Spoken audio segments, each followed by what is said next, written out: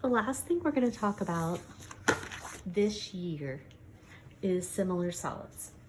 And we've actually already looked at this. If you are curious, you can look back to lesson 4.7, back when we studied similar polygons.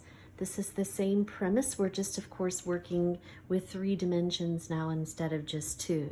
And this is where you take your linear scale factor and you square it to find the scale factor for your areas, etc. Okay, so a quick overview. I'll work a couple problems from your actual homework paper. I'll do a couple of the odds, and then you guys will do the evens, and you can watch the solution video for those.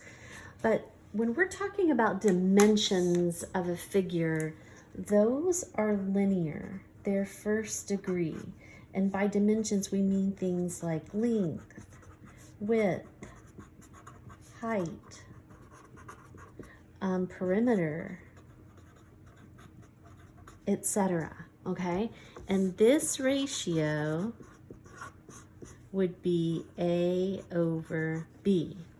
So maybe it's a length of a side of a base in a regular prism, if you would, one of the side lengths, over a side length in a similar prism, a prism that's similar to it. So side to side, height to height, perimeter to perimeter. It's when you're pairing things that are one dimensional. Okay, so these are one dimensional. Area is two-dimensional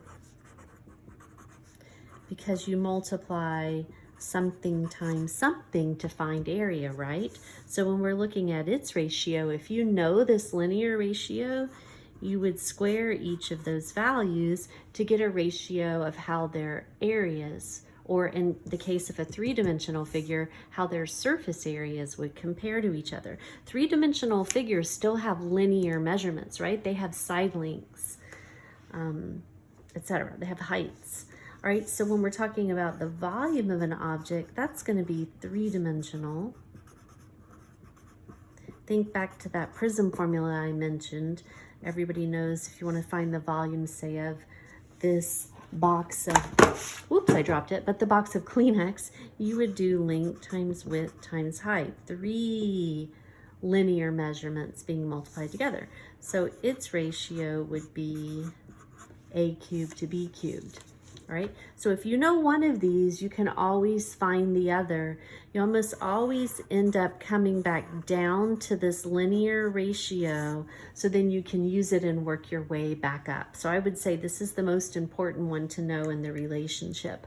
Another thing that you might want to remember are, and these of course aren't all of them, there's an infinite number, but our list of perfect squares. Remember, 64 is a perfect square because 8 times 8 gives us 64. 216 is a perfect cube because 6 times 6 times 6 gives us 216. So if you need to pause and just copy those down for a minute, by all means do so. All right, so how are we going to use this?